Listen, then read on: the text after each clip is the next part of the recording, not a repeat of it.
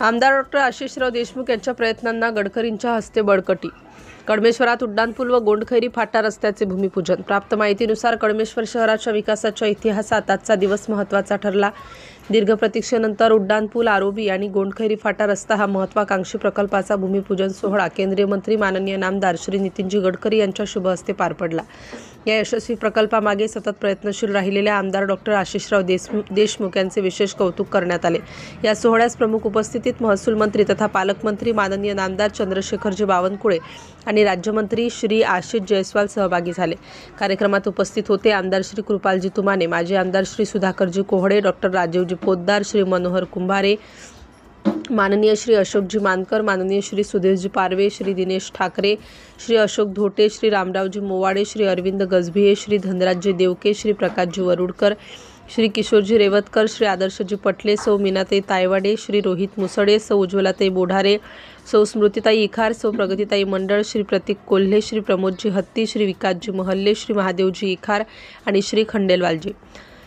सर्व मान्यवरांच्या उपस्थितीमुळे कार्यक्रमाला ऊर्जादायी आणि प्रेरणादायी वातावरण लाभले। नागरिकांनी फुलांचा वर्षाव केला आणि जयघोषाने विकासाचा उत्सव साजरा केला।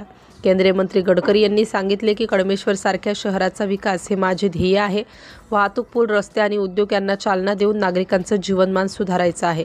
पालकमंत्री श्री चंद्रशेखरजी बावनकुळे म्हणाले की हा प्रकल्प फक्त रस्ता नाही तर कळमेश्वरकरांसाठी भविष्यातील संधीचा पूल आहे। या भूमिपूजनामुळे कळमेश्वरकरांना वाहतुकीची सुलभता, सुरक्षा आणि औद्योगिक विकासाची नवीन दिशा मिळणार आहे असे नागरिकांनी मत व्यक्त केले। सिटी इंडिया न्यूजसाठी विशेष प्रतिनिधी चंदू मडावीसह अमोल पुरी। युवतींना रोजगार या प्लॅनच्या माध्यमातून मिळणार आहे आणि खऱ्या अर्थाने उत्कर्ष आणि आर्थिक समृद्धी या संपूर्ण तालुक्यामध्ये आल्याशिवाय राहणार नाही। सोबत नितीनजी, आदरणीय बावनकुळे साहेब आणि कृपालजी तुमाने, आशिषजी जयस्वाल आणि आशिषजी देशमुख हे आम्हाला पूर्ण सहकार्य करतील असा विश्वास मी या ठिकाणी व्यक्त करतो। आपल्या सगळ्यांना दीपावलीच्या मनपूर्वक शुभेच्छा देतो आणि माझं बोलणं संपवतो। धन्यवाद। जय हिंद, जय महाराष्ट्र। तिकडे काटोलकडे जाताना रेल्वे अडकायची, इकडे येताना दोन्ही ठिकाणी थांबायचं आणि मध्ये सगळं आहे।